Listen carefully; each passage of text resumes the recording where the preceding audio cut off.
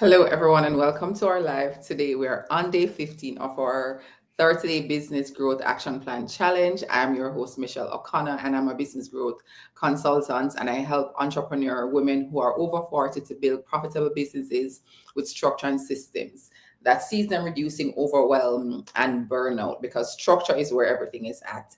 If you're new here, thank you so much for coming on. Go ahead and let me know where you're joining from in the comments, and we are going to jump right into it. So today we're talking about how you can ensure that you're thinking about your systems and your processes that are supporting the growth for your business. So if you're a CEO, you know someone who is thinking of, or you've heard them in conversations probably say, I had this thing to do, but I didn't have the process to support it, or it was delayed, or you may not have generated the results you wanted to generate because of not thinking that process through. That's what we're going to be talking about today. Now, as we go through, before I forget, as we go through, if it is that you want to connect with me at any time, I am going to just be dropping my calendar link in the comment field that you can go ahead and book your time with me.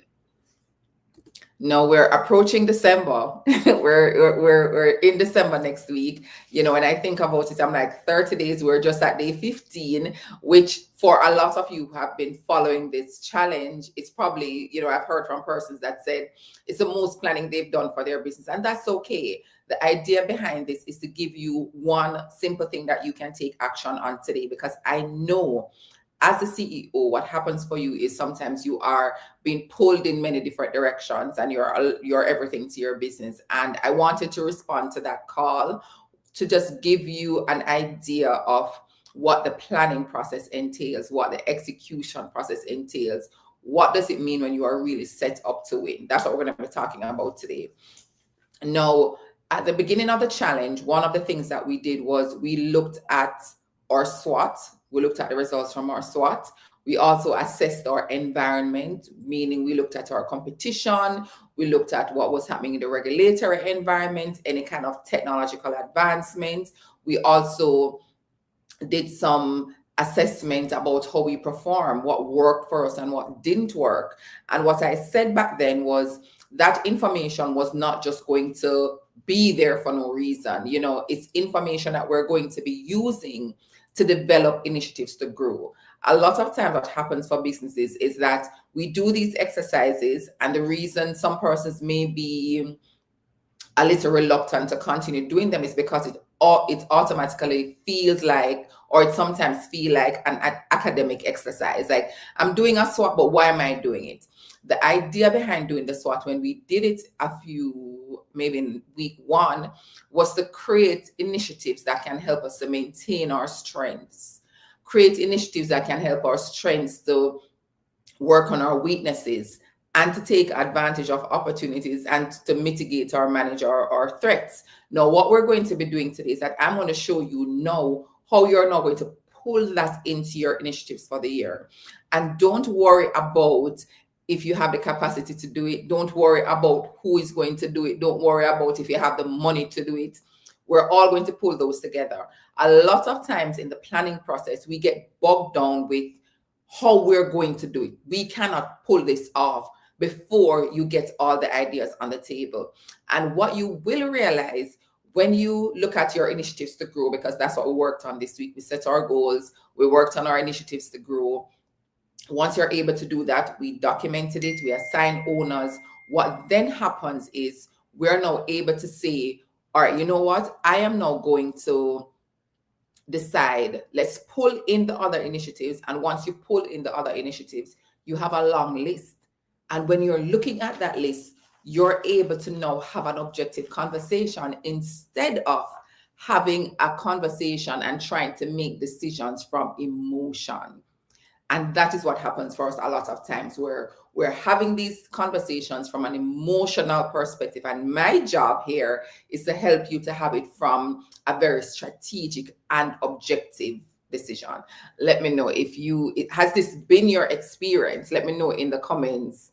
Whether it could be, you know what, this is just too much for us already, without bringing everyone in the room. So you can let me know what your thoughts are in the comments. So I'm going to show you in a few how you're now going to pull the information from your SWOT, from your environmental analysis, from your annual review into the planning process.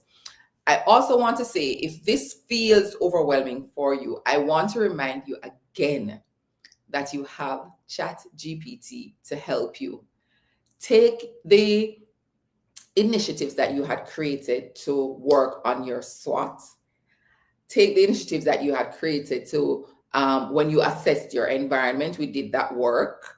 Take the initiatives you created when you look at what worked and what didn't work. What do you want to continue doing? And also what you want to improve on. Drop that in ChatGPT, guys, and just say, let chat know, hey, these are all the initiatives we created. I want to ensure that it is summarized in a way that I can have a conversation with my managers, and it will give it to you. Of course, there's a lot more that you probably say, and you get it and you refine. I probably need to do a live on prompts for chat, so you're getting information that you can take action on, and ensure that you have prompts that you can just copy and paste, because I know you're busy, right? So hi, thank you so much for joining. Let me know where you're joining from, and let me know the type of business you have and if you have any questions. So we don't want to just document, we want to document with purpose, and that is what I'm going to show you in a few. I want you to ask yourself, if it is that, let me just share the screen so you're able to see what we're talking about as we're going through creating initiatives from the work that we've done. Now, if you were here yesterday, and if you weren't, I'm encouraging you to watch that video. We would have looked at the initiatives that we created. Let me just show you one slide just to recap. We would have created initiatives on Monday. We agreed on KPIs, we assigned owners, and we also assigned timelines. Now, the thing is, whenever you have initiatives from other things, I want you to see how you can pull it in. So these were some initiatives that we created, some activities that we created when we assessed our SWOT. We wanted to improve our customer experience. We wanted to strengthen our digital visibility. We wanted to improve our internal process efficiency. We wanted to leverage new market opportunity. And I pulled 1 and 2 from your strengths, your weaknesses, opportunities, and threats, just to show you how you pull it together. Pull those initiatives together. You're assigning KPIs. We went over KPIs. You're also assigning owners, because that is very, very important. And then you are going to be looking at timelines. This is what you want to do with your SWOT. So take your SWOT, drop it into ChatGPT, and say, these are some initiatives that we as a team, we created from our SWOT analysis. Can you help me to identify some major activities that we can take on from these? You can drop your KPIs if you have your KPIs. If not, ask it to give you some suggested KPIs. Assign owners based on the initiative, and also you can work through your timelines. I don't think you want to ask AI to give you your timelines, because you know all the things that you're working on. Is that clear? Let me know if that's clear, if you have any questions, because what you want is to be very direct, very objective, and very clear with the initiatives that you need to work on. All right, so let's continue if there are no questions. The next thing that we had worked on, because the aim here is to ensure that we have initiatives that can move us forward, and we didn't just document this because it was an academic exercise, right? What worked and what didn't work. Remember, we did this maybe on day 2 or day 3, but week 1, where we assessed our past performance. There were some things that worked that we want to continue to repeat. And let me stop sharing as I say this. When we have things in our businesses that are working, as a CEO and founder, you don't want to just say it's working, so let's ignore it. That when things are working, it says there's something about your culture, something about your values, something about your principles that is working according to plan. And as such, you want to continue to create initiatives that supports that. So if culture is a big thing for you, and you realize, yes, it's working and people are getting it and people are loving it, what activities do you need to do to maintain that? So it continues to filter through your organization. So if you have new persons who are joining, those new persons can feel the effect of the cultural shift when they come in.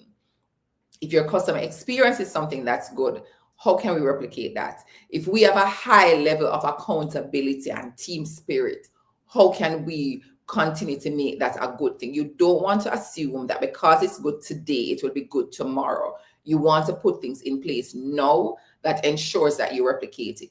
And that is why we look at things that worked and we look at things that didn't work, and we create activities to maintain those things. And that's what I want you to remember. So what worked and what didn't work, we have enhanced top performing product service. So it was good. How can we continue doing that? Our customer service was one thing. Strengthen marketing funnel. There's an activity for that. Improve team delivery and performance, increase operational efficiency, strengthen our sales follow-up. I remember when we had a conversation, one of the things that we said was that was a weak point. Now, here's what I want you to remember. Look at this list. You look at the owners, right? On next week, what we're going to be doing is we are then going to be creating a master list of all the initiatives that we have. I'm sure we have something for increasing sales on another initiative sheet. We're then going to be able to say, okay, you know what? We already have this. It's already covered by the marketing manager in another document that we had created or in another initiative list, where you can strike it up. But you need to do this so it doesn't get lost, so you don't forget it, so you don't wake up 2-3 years from now and wonder, why didn't we fix our funnel? Why didn't we fix the follow-up process? You want to ensure that you're doing that. So I'm going to show you one more example. Remember, we assessed our environment, adjust strategy based on market trends. What were the trends? Because one of the things that we probably would have said is, the trends in the market is changing. How can we ensure that we're addressing that? Strengthen our financial resilience. We're going to be setting our targets for cash flow ratio and our profit margin. Improving regulatory compliance, adopt technology or automation. We spoke about what was happening, and you have your owners here, and strengthen your customer retention. When you're looking at this list, let's look at strengthening our customer retention as an example. You may go back and say, oh, you know what? This is probably why we have a challenge with or after sales follow-up. It wasn't working. And that is what you want to work on over here. But you need to have all the information in one place before you even start having that conversation. So that is what we're going to be. That's what I want you to be working on over the weekend. And again, I say you have chat that can help you. Hey guys, thank you so much for coming on. You have AI that can help you to do this as you go along. And when you think of your businesses as a CEO and founder, another thing you want to remember is you have operational activities and you also have strategic activities. Your operational activities are the ones that keep the business going, keep the lights on, things that you do from day to day. A lot of us, we are caught in that and that alone. And that is what results in us playing catch up a lot of times. So your operational activities are the ones that we worked on this week. You set a sales target. What are the activities you need to do to meet the sales target? However, there are other things in your business that you need to work on. You need to maintain your brand. You need to have an initiative to take advantage of opportunities that are coming a year, 2 years down the line. What are those things? We identified them. Now it's time to design the activities. And that's what we looked on just now. These are some other initiatives that are happening in the business, may not be directly tied to the sales target, but it needs to happen if we are going to achieve our sales target. Am I making sense? Let me know if you understand. Those are just some of the things that I want you to be thinking about. Now, the next thing, as you look at those initiatives, the question that you're going to be asking yourself is, are there any other support that we need to make this a reality? I can give you a template for that. But ask yourself that, are there any? Do I need skills? Do we have the skills in-house, or will we need to outsource it? Are there any system changes that we would need to make? Do we need to change any of our processes? this is now how you build the support. I started out earlier by saying sometimes we pause on the goals that we have because we're thinking to ourselves, oh, it's going to cost money. Know what it's going to cost before you decide to throw it out the window. Because when you look at it, you might realize that it's generating this much, it's increasing your revenue by this much, but your expense by this much. And when that happens, it means that the revenue payoff is going to be greater than the cost. So let's move ahead with it. And we don't look at things that way. Sometimes we look at, what is it going to cost me right now? Think about the long-term return that you're getting from it. And that's what you want to do with your initiatives, because we're going to be talking about budgeting. We're going to be having an expert who is coming on, who helps managers to understand their finances more. And that's what you want to do. So I'm encouraging you, rewatch this video if you must, but I want you to do that work, because remember, in the end, it's about building a plan that sees you achieving success, building a plan that helps you to grow in a very structured way and grow intentionally. It's not just doing activities, but doing activities on purpose. And that is what this activity is going to help you to do. So remember, your assignment for this weekend, you are going to look back at your SWOT. You're going to look back at what worked and what didn't work. So those were some other things we spoke about in week 1. You can rewatch those videos. And then you are going to see what activities do we need to do to work on these things. Create that list as well. And next week, we'll continue working. And you're also going to be asking yourself, are there any additional resources we need to make these successful? Because we want to do a session on budgeting, and we want to have our numbers, and we want to be very clear. So that is what we're off to for the rest of the weekend. Thank you so much for coming on. Do we have any questions? Any questions? You have my calendar link in the comments if you just joined, but let me just add my email address as well. So if you would like to communicate with me and ask me any question pertaining to what we're talking about, you can feel free to send us an email. Again, I'm Michelle O'Connor, your business growth strategist, helping you to grow your business with structure, reducing overwhelm, and still making profit. I'm looking forward to having you. We just completed day 15. We have 15 more days to go. Our aim is to have you complete your plan for 2026 before you go off for the holidays. And I hope if you celebrated Thanksgiving that you had a great day. Thank you so much for coming on, and have a great Friday. And if you're watching the replay, have a great day and enjoy your weekend. Bye.